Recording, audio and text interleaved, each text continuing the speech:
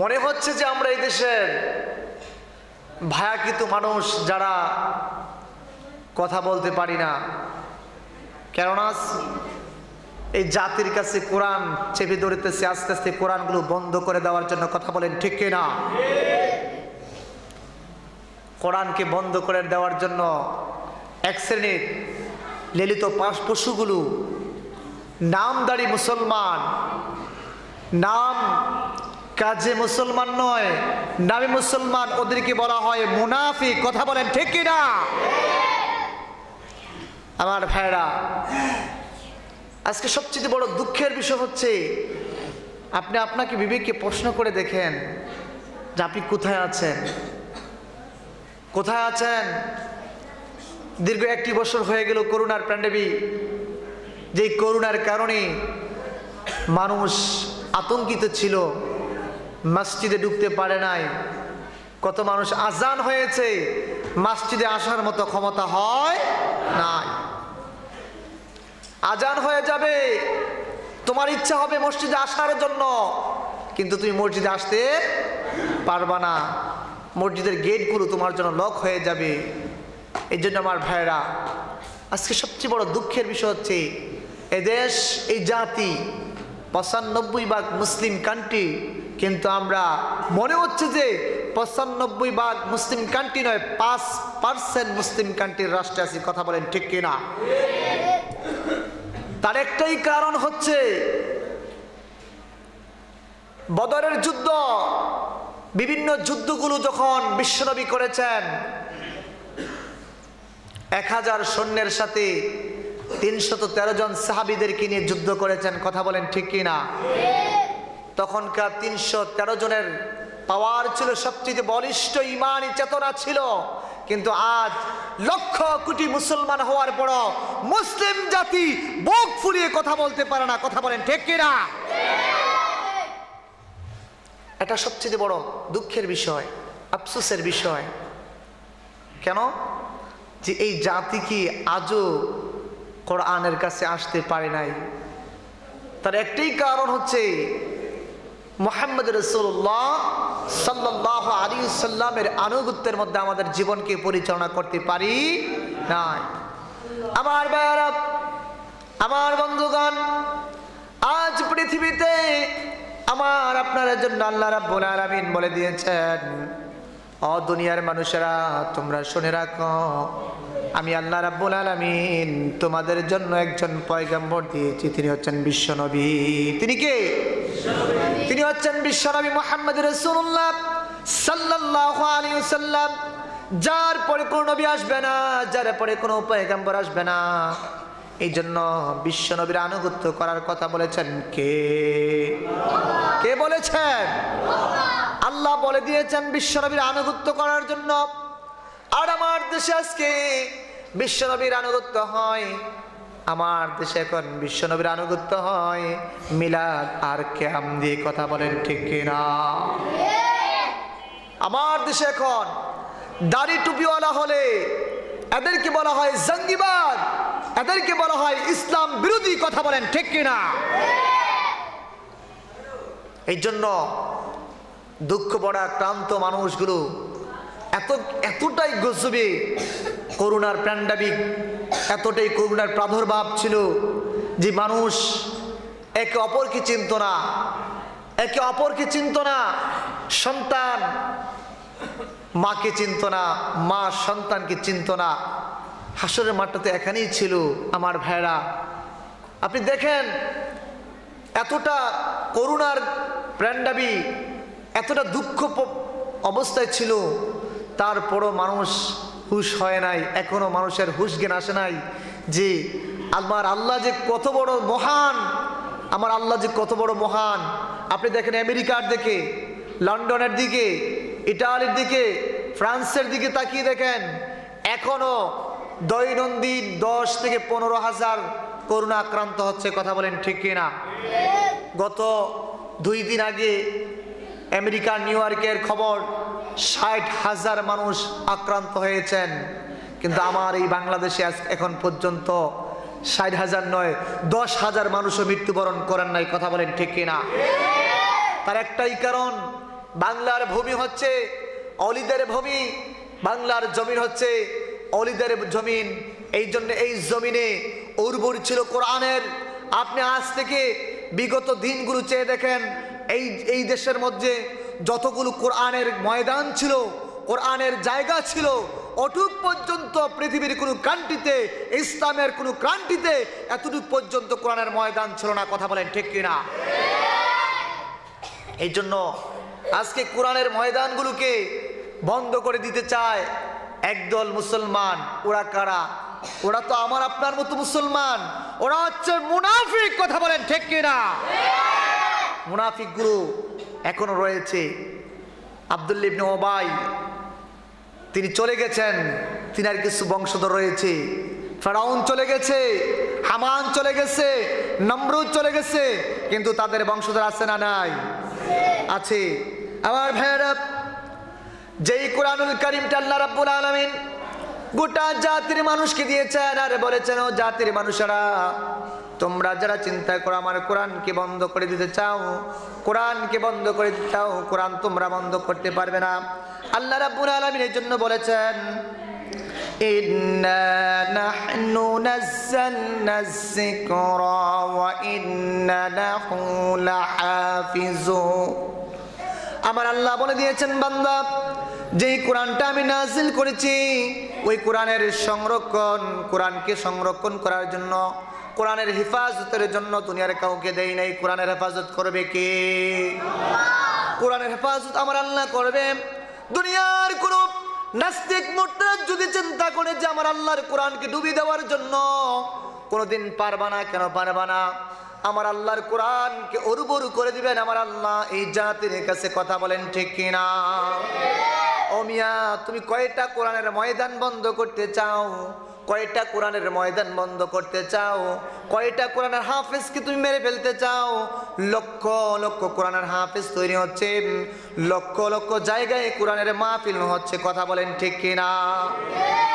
আমার দেশে দেখেন, কোরআনের ময়দানগুলো বন্ধ করে দেওয়ার জন্য শুধু খালি এক শ্রেণীর পায়ে তারা করতেছে, এইভাবে না ওইভাবে, ওইভাবে না ওইভাবে কোরআনের মাহফিলগুলো বন্ধ করে দিচ্ছে। কথা বলেন ঠিক কিনা?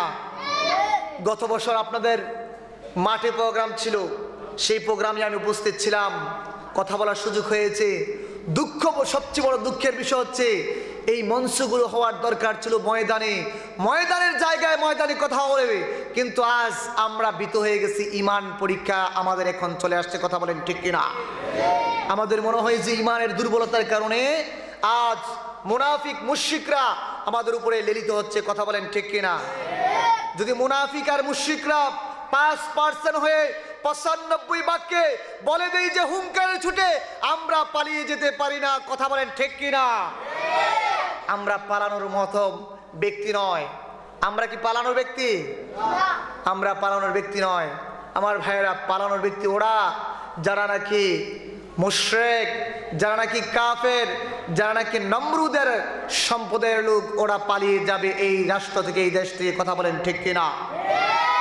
আমার বন্ধুগণ, আপনি চেয়ে দেখেন বিশ্বনবীর আনুগত্য কিভাবে করবেন। বিশ্বনবীর আনুগত্য করার জন্য কোথায় যাবেন? কোথায় গেলে বিশ্বনবীর আনুগত্য পাবেন?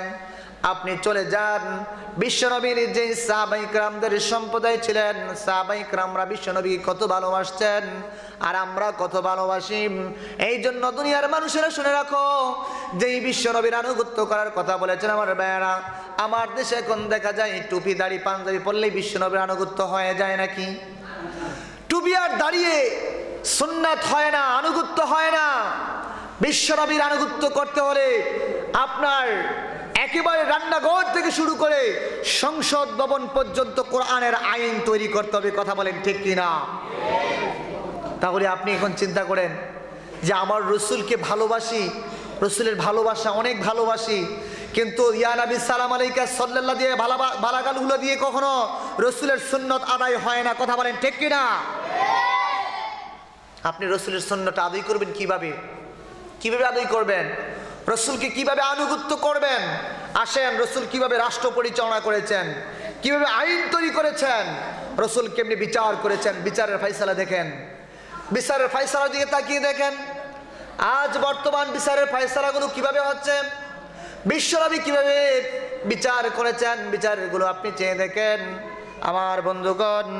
বিশ্বনবী যখন নাকি বিচার করেছেন, বিশ্বনবীর বিচারটা ছিলেন কোরআন দিয়ে, কথা বলেন ঠিক কিনা? বিশ্বনবী যখন নাকি প্রেসিডেন্ট ছিলেন, ওই প্রেসিডেন্ট থাকার সময় বিশ্বনবী একটি চুরি হয়ে গেছিল, চোরের বিচার করতেছিল। চুরি হলো সম্ভ্রান্ত পরিবারের একজন মেয়ে। আমরা সবাই ঘটনা জানি যে সম্ভ্রান্ত পরিবারের একজন মেয়ে চুরি করে ফেলেছে। মাকতুমা গোত্রের একজন মেয়ে, ফাতিমা নামক একজন মেয়ে যখন নাকি চুরি করে ফেললো, চুরি করার দায়ে বিশ্বনবী মুহাম্মদ রাসূলুল্লাহ সাল্লাল্লাহু আলাইহি ওয়াসাল্লামের কাছে বিচার এনেছিলেন, বিচার করবেন। আমার বেড়া বিচারের যখন নাকি রায় ভুক্ত হবে, বিচার যখন হবে, বিচারের আগে আমার বন্ধুগণ ওই গোত্রের কিছু মানুষগুলো আসলেন, এসে বললেন বিচারের ব্যাপারটা যদি একটু কুণ্ঠাবোধ, একটু যদি নরমাল করা হয়, একটু যদি নরমাল করা হয় বিচারটা, তাহলে মনে হয় যে এই বিচারটার মধ্যে একটু ভালো হবে। কেননা যেই বংশের মেয়ে ছিলেন, ওই বংশের একজন মেয়ে, সম্ভ্রান্ত বংশের মেয়ে, কুরাইশ বংশের মেয়ে ফাতিমা নামক একজন মেয়ে ছিলেন। আমার ভাইয়েরা, ওই মহিলাটা যখন নাকি চুরি করে ফেললেন, চুরি করার পরে চুরির বিচারের জন্য আসলেন। আসার পরে আমার ভাইরা উসামা বিন যায়েদের কাছে আসলেন, এসে বললেন, ভাই উসামা বিন যায়েদ, বিশ্বনবী তোমাকে সবচেয়ে বেশি ভালোবাসেন। ও উসামা বিন যায়েদ, তুমি একটু বিশ্বনবীর কাছে বিচারটার ব্যাপারে একটু নরমাল করে বিচার করা যায় কিনা তুমি বলে দেখো। উসামা বিন যায়েদ রাদিয়াল্লাহু তাআলা আনহু যখন নাকি বিশ্বনবীর দরবারে আসলেন, বিশ্বনবীর কাছে আসলেন, গিয়ে এসে বললেন, ইয়া রাসূলুল্লাহ, ইয়া হাবিবাল্লাহ সাল্লাল্লাহু আলাইহি ওয়াসাল্লাম, আল্লাহর নবী, একজন মেয়ে ফাতিমা নামক একজন মেয়ে চুরি করে ফেলেছেন, চোরের জন্য ওই বিচারটা নিয়ে আসতেছেন, বিচারটা একটু নরমাল করা যায় কিনা। বিশ্বনবী কথার শোনার সাথে সাথে উসামা বিন যায়েদকে বলে ফেললেন, সাথে সাথে খুতবায় দাঁড়িয়ে বললেন, ও উসামা বিন যায়েদ ও সাহাবায়ে কেরামরা শুনে রাখো, এই চুরিটা যদি আমার কলিজার টুকরা মেয়ে ফাতিমাও যদি করত, তার মধ্যে ন্যূনতম পরিমাণ বিচারের জন্য আমি কার চুরি করতে পারতাম না। কেননা আমার মেয়ে ফাতিমা যদি এই চুরিটা করত, চোরের বিচারটা সাথে সাথে আমি আল্লাহর কোরআন দিয়ে, যে কোরআনের মধ্যে আল্লাহ রাব্বুল আলামিন বলে দিয়েছেন, ওই কোরআনের বিচার হয়েছেন চোরের জন্য হাত কেটে ফেলতে হবে। কি করতে হবে? চুরি করলে হাত কেটে ফেলতে হবে। ও মেয়ে, ও উসামা বিন যায়েদ, ওই ব্যক্তি যখন চুরি করে ফেলেছে, চোরের বিচারটা আমি ন্যূনতম পরিমাণ কুণ্ঠাবোধ করতে পারবো না। আমার মেয়ে হলো ওই বিচারটা আল্লাহর কোরআন দিয়ে করতাম। এই জন্য এই বিচারের ফয়সালা আমি আল্লাহ রাব্বুল আলামিন কোরআনুল কারীমে যেমনি করে দিয়েছেন, ঠিক তেমনি করে বিচার করে দেব। কথা বলেন ঠিক কিনা? কিন্তু আজকে আমার দেশে বিচারের ব্যাপারে দেখা যায় একেবারে সচ্ছল সহজ মানুষগুলো বিচার পায় না। কথা বলেন ঠিক কিনা? বিচার পাওয়া যায় এখন? বিচার পাওয়া যায় যদি ধনী মানুষ হয়, তাহলে বিচার পাওয়া যায় ধনী মানুষ হলে। কথা বলেন ঠিক কিনা? আমার ভাইয়েরা, আজ কিভাবে কথা বলবেন? কথা বলতে গেলে চাপা দিয়ে আসে মুখ। কথা বলেন ঠিক কিনা? আপনি কথা বলবেন কিভাবে? আপনি চেয়ে দেখেন। এর জন্য রাসূল করিম সাল্লাল্লাহু আলাইহি সাল্লাম বিচার করেছেন আল্লাহর কোরআন দিয়ে। কথা বলেন ঠিক কিনা? এই জন্য কোরআন আজ আমার এই জাতির কাছে না থাকার কারণে আমরা দুর্বল হয়ে যাচ্ছি। আমরা কি হয়ে যাচ্ছি? দুর্বল। কোরআন আছে কোথায়? কোরআন আছে মাদ্রাসায়, কোরআন আছে মুক্তবখানায়, কোরআন আছে 3 দিন আর 40টার মধ্যে। কথা বলেন ঠিক কিনা? রাগ করবেন না ইমাম সাহেবেরা, রাগ করার বিষয় নয়। আজকে আমার দেশে দেখা যায় যে মাদারিসের ছাত্রগুলো কোরআনুল কারীম শিখে, আর মক্তবের ছাত্ররা কোরআনুল কারীম শিখে, আর ইমাম সাহেবের জন্য কোরআন শিক্ষা অর্জন করা দরকার। বাকি মুসলিমদের কি কোরআন শিক্ষা অর্জন করা দরকার নাই? আছে কিনা বলেন? আছে। তাহলে দেখেন, এই কোরআন আল্লাহ পাক রব্বুল আলামিন কেন দিয়েছেন? নবীর মাধ্যমে আসছে। মুহাম্মদ আরবি সাল্লাল্লাহু আলাইহি ওয়াসাল্লাম বিশ্ব নবীর উপরে কোরআনুল কারীমটা যখন নাজিল হলো, নবীকে বললেন, ইয়া নবী, ও মুহাম্মদ, ও বিশ্ব নবী, এই কোরআনুল কারীমটা আপনার উপরে নাজিল করলাম। এই কোরআনুল কারীম দ্বারা এই জাতির মানুষগুলোকে, অন্ধকারের মানুষগুলোকে আলোর দিকে আনার জন্য আল্লাহ রাব্বুল আলামিন কোরআন দিয়েছেন। বলেছেন, কিতাবুন আনজালনাহু ইলাইকা লিতুখরিজান নাসা মিনাজ যুলুমাতি ইলান নূর। ও নবী, আমি আপনার উপরে কোরআন নাযিল করে দিলাম। নবী গো, এই জাতির মানুষগুলো যখন অন্ধকারে আছে, অন্ধকারের মানুষগুলোকে আলোর দিকে আনার জন্য আল্লাহর কোরআন দরকার আছে না নাই? কোরআন যদি থাকে, এবারে দেখেন আমার বেড়া, কোরআনগুলো কোথায় আছে? কোরআন এখন আছে আপনার তাকের উপরে, আর কোরআন আছে মাদ্রাসার ছাত্রর কাছে। আর কোরআনুল কারীম হয় মানুষ যখন মৃত্যুবরণ করে 3 দিন আর 40-এর মধ্যে কোরআনুল কারীম খতম দেওয়া হয়। কথা বলেন ঠিক কিনা? কোথায় পেয়েছেন আজকে এগুলো? আপনি কোথায় পেয়েছেন? 3 দিন আর 40-এর মধ্যে কোরআনুল কারীম খতম দিবেন, কোথায় পেয়েছেন? মাদ্রাসার ছাত্রের জন্য কোরআন হবে, বাকি মানুষের জন্য কোরআনের দরকার আছে না? আছে কিনা বলেন? ও মিয়া, মৃত্যুর পরে আপনি কি জবাব দিবেন আল্লাহর কাছে? নামাজে দাঁড়িয়ে তো সূরা ফাতিহা শিখতে জানেন না, পড়তে পারেন না, আবার তো মাদারিসের ছাত্রকে দমক দেয়। কথা বলেন ঠিক কিনা? আবার বলে যে মাদ্রাসার ছাত্ররা ভালো না। ও মিয়া, তুমি কি জানো? তোমার বাবার জানাজা তুমি পড়তে পারবা? ও মিয়া, তোমার বাবার জানাজা তুমি পড়তে পারবা? তোমার সুরতে আর সিরাতে বোঝা যায়। কথা বলেন ঠিক কিনা? তোমার সুরতে বোঝা যায় তুমি যে কতটুকু পর্যন্ত আল্লাহর কোরআন পড়েছ আর নবীর আদর্শ রেখেছ। নবীর আদর্শ তোমার মধ্যে কতটুকু আছে, এটা তোমার সিরাত আর সুরতে বোঝা যায়। আপনার সুরতটা কি অবস্থা আপনি নিজেও চিন্তা করেন নাই যে আমি কোন সুরতের মানুষ। এই জন্য মাদ্রাসার ছাত্ররা কোরআনুল কারীম তিলাওয়াত করে ইমাম সাহেব নামাজ পড়ায়, বাকি মুসুরি একদিনও আপনি দেখেন নাই কোরআন পড়তে। ও মিয়া দেখেন, আপনি চিন্তা করেন কোরআনুল কারীমটা কতটা একটি গ্রন্থ জিনিস, কতটা মূল্যায়ন করতে জিনিস। কোরআনুল কারীম যেই ব্যক্তি মাদ্রাসার ছাত্র দিয়ে কোরআনুল কারীমকে তিলাওয়াত করে, আর রসুলকে বলেছেন রসুল অন্ধকারাচ্ছিন্ন মানুষগুলোকে আলোর দিকে আনার জন্য। কোরআন আলো দিয়ে কিভাবে আপনি চেয়ে দেখেন।